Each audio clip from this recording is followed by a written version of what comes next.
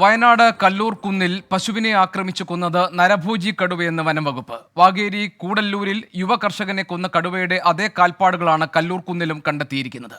മേഖലയിൽ ഡ്രോൺ നിരീക്ഷണം തുടങ്ങി. കൂടുതൽ വനംവകുപ്പ് RRT ടീം സ്ഥലത്തെത്തും. പ്രദേശത്ത് ക്യാമറ ട്രാപ്പ് സ്ഥാപിച്ചു. 2 കൂടുകൾ കൂടി സ്ഥാപിക്കും എന്നാണ് പുതുതായുള്ള വിവരം. സുർജിത്ത് അയ്യപ്പത്ത് വയനാട്ടിൽ നിന്ന് വിവരങ്ങൾ നൽകാനുണ്ട്. സുർജിത്ത്, ഈ പശുവിനെ കൊന്നതും നരഭോജി കടുവയാണെന്ന് സ്ഥിരീകരിച്ചിട്ടുണ്ടോ വനംവകുപ്പ്?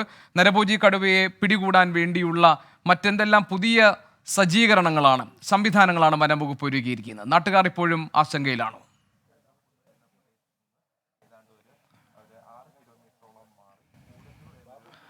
ഗോപി, ഈ പുതിയ പശ്ചാത്തലത്തിൽ കൂടുതൽ വനംവകുപ്പ് ഉദ്യോഗസ്ഥർ ഇവിടേക്ക് എത്തുകയാണ്. കണ്ണൂർ DFO അജിത് K രാമൻ ഇവിടേക്ക് എത്തിയിട്ടുണ്ട്. റേഞ്ച് ഓഫീസർ അബ്ദുൾ സമദ് എത്തിയിട്ടുണ്ട്. അത്തരത്തിൽ മുതിർന്ന ഉദ്യോഗസ്ഥരെല്ലാം തന്നെ ഈ മേഖലയിലേക്ക്, കല്ലൂർ കുന്നിലേക്ക് കേന്ദ്രീകരിക്കുന്ന സ്ഥിതിയാണ് കാണുന്നത്.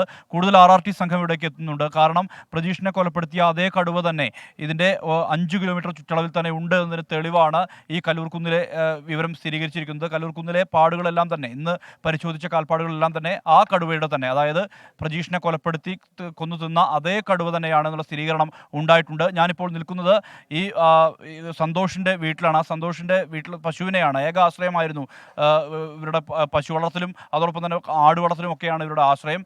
അതുകൊണ്ട് തന്നെ ഇവർ വലിയ രീതിയിലുള്ള പ്രതിസന്ധിയിലാണ്. കാരണം കണ്ണ് കാണാത്ത ഒരു പിതാവ്, വൃദ്ധയായ മാതാവ്, ഒപ്പം തന്നെ ഭാര്യ, മക്കൾ, ഇവരുടെ കുടുംബം പുലർത്തിയിരുന്നത് ഈ സന്തോഷിൻ്റെ ഈ ഇത്തരത്തിലുള്ള പശു വളർത്തലും അതോടൊപ്പം തന്നെ ഈ ആട് വളർത്തലും ഒക്കെയാണ്. അതിലെ ഒരു ഗർഭിണിയായ പശുവിനെയാണ് ഇത് കൊന്നു തിന്നിരിക്കുന്നത്. എന്തായാലും ഇവിടെ ഉള്ള ആളുകളെ സംബന്ധിച്ച് വലിയ തരത്തിലുള്ള ആശങ്ക നിലനിൽക്കുന്ന ഒരു പശ്ചാത്തലം കൂടിയുണ്ട്.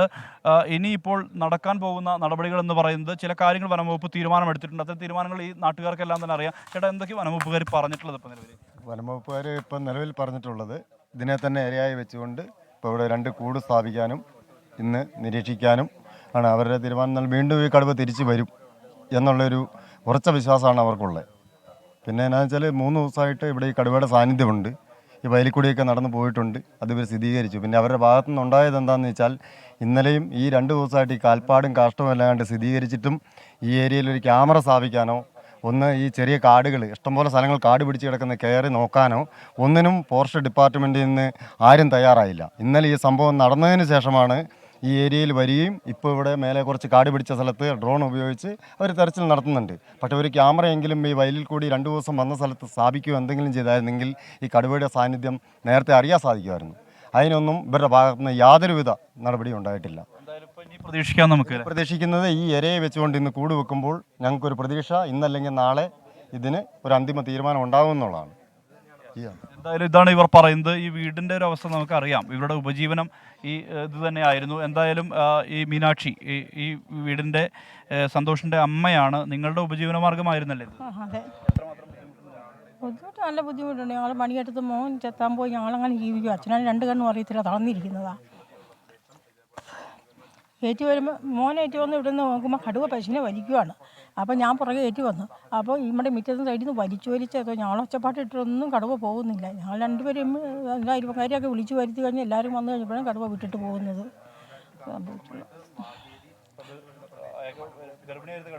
പശു ഗർഭിണിയാണ് പശു.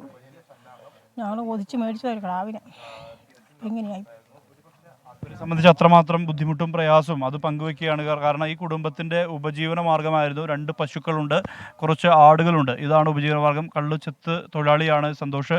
അത്തരത്തിലാണ് ഉപജീവന മാർഗ്ഗമുള്ളത്. ഇവരെ സംബന്ധിച്ച് വലിയ രീതിയിലുള്ള പ്രയാസവും ആശങ്കയും ഒക്കെയാണ് ഈ നാട്ടുകാർ പങ്കുവെക്കുന്നത്. നിങ്ങളെ സംബന്ധിച്ച് എത്രത്തോളം ആശങ്കയുണ്ട്? വളരെ ആശങ്കാജനകമാണ് സ്ഥിതിവിശേഷം. DFO സംസാരിക്കുകയാണ്. പ്ലാൻ എന്ന് പറയുന്നത് ഇന്ന് വളരെ നിർണായക ദിനമാണ്. നമ്മൾ ഈ പശു കൊല്ലപ്പെട്ട സ്ഥലം, അതിൻ്റെ ഉടമസ്ഥനുമായിട്ട് നമ്മൾ സംസാരിച്ചു. ഉടമസ്ഥൻ ഈ പശുവിനെ ഇന്ന് ഈ കടുവയ്ക്ക് ഇരയായിട്ട് നൽകാമെന്നുള്ളത് സമ്മതിച്ചിട്ടുണ്ട്. നമ്മുടെ കയ്യിലുള്ള ഏറ്റവും വലിയ കൂട് തന്നെയാണ് ഇന്ന് നമ്മൾ കൊണ്ടുവരുന്നത്. ഈ പശുവിനെ നമ്മൾ ഇരയായി വെച്ച് ജനവാസ കേന്ദ്രത്തിൽ നിന്ന് മാറ്റി സുരക്ഷിതമായ ഒരു സ്ഥലം നോക്കി ഈ കൂട് നമ്മൾ സ്ഥാപിക്കുകയും ആ കൂട്ടിൽ പരമാവധി ഡിസ്റ്റർബൻസ് ഒഴിവാക്കുകയും ഈ കടുവയെ ഈ കൂട്ടിൽ കയറ്റാൻ സാധിക്കും എന്ന് തന്നെയാണ് നമ്മൾ പ്രതീക്ഷിക്കുന്നത്. ഇതിന് നമ്മൾ ഇവിടുത്തെ ജനപ്രതിനിധികളുമായിട്ടും നാട്ടുകാരായിട്ടും നമ്മൾ സംസാരിച്ചിട്ടുണ്ട്. അവരെല്ലാവരും തന്നെ അവരുടെ സഹകരണം നമ്മളോട് അറിയിച്ചിട്ടുണ്ട്. കൂടാതെ ഈ ഭാഗത്തുള്ള ഈ പ്രദേശത്തുള്ള വീടുകളെല്ലാം തന്നെ അവരുടെ ആലയിലടക്കം ലൈറ്റ് ഇടുവാനും ഈ കൂട് വെക്കുന്ന പരിസരം മാത്രം ലൈറ്റ് ഇടാതെ നോക്കുവാനും ഉള്ളൊരു നിർദ്ദേശം നമ്മൾ കൊടുത്തിട്ടുണ്ട്. കൂടാതെ ജാഗ്രതാ നിർദ്ദേശം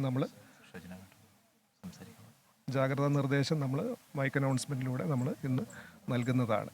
അപ്പോൾ പ്രദേശത്ത് ആൾക്കാർ തടിച്ചു കൂടാതിരിക്കാനും ഉള്ള ഒരു ശ്രദ്ധ വേണ്ടതാണ്. വനം വകുപ്പ് തെരച്ചിൽ നടത്തുന്നുണ്ട്. ഇതിന് സമീപത്തുള്ളൊരു കോറി പ്രദേശത്താണ് ഇപ്പോൾ നിലവിൽ തെരച്ചിൽ നടത്തുന്നത്. എന്നാലും പകൽ സമയത്തുള്ള തെരച്ചിലിന് അതിൻ്റേതായിട്ടുള്ള പ്രതിസന്ധികളുണ്ട്.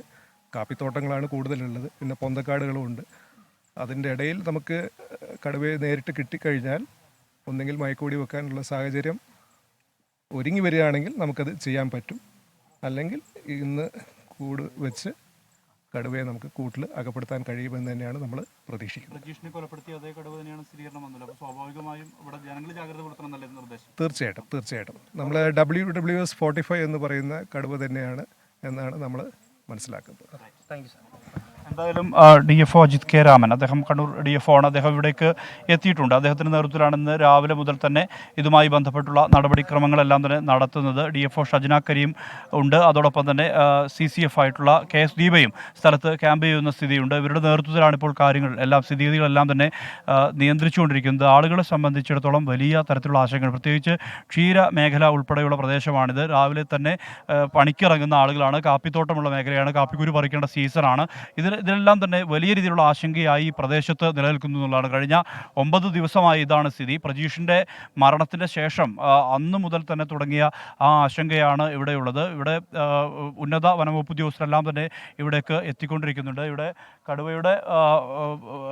കടുവയെ കണ്ടെത്താൻ വേണ്ടി ഈ ഒരു പ്രത്യേക തന്ത്രം തന്നെയാണ് വനംവകുപ്പ് ആവിഷ്കരിച്ചിട്ടുള്ളത്. കാരണം ഈ പശുവിൻ്റെ ജഡം മറവ് ചെയ്യുന്നില്ല, അത് നേരെ കൂട്ടിലാക്കി വെച്ച ശേഷം കാത്തിരിക്കുന്നു. അത് അത്തരത്തിലൊരു കാത്തിരിപ്പ്. ഇവിടെ തന്നെ 2 കൂടുകൾ സ്ഥാപിക്കാനുള്ള നീക്കമാണ് ഇപ്പോൾ വനംവകുപ്പിന്റെ ഭാഗത്ത് നിന്ന് ഉണ്ടാകുന്നത്. എന്തായാലും കടുവ പിടിയിലാകുമെന്നുള്ള വാഗേരിയിൽ നാട്ടുകാരുടെയും കണ്ണൂർ DFO അജിത് കെ രാമന്റെയും പ്രതികരണങ്ങളാണ് ഇപ്പോൾ സുർജിത് അയ്യപ്പത്തിന്റെ റിപ്പോർട്ടിൽ നമ്മൾ കണ്ടത്. നാട്ടുകാർ ഇപ്പോഴും ആശങ്കയിൽ തന്നെയാണ്. നരഭോജി കടുവയെ പിടിക്കാൻ വേണ്ടി 2 കൂടുകൾ സ്ഥാപിക്കാൻ പോവുകയാണ് വനംവകുപ്പ്.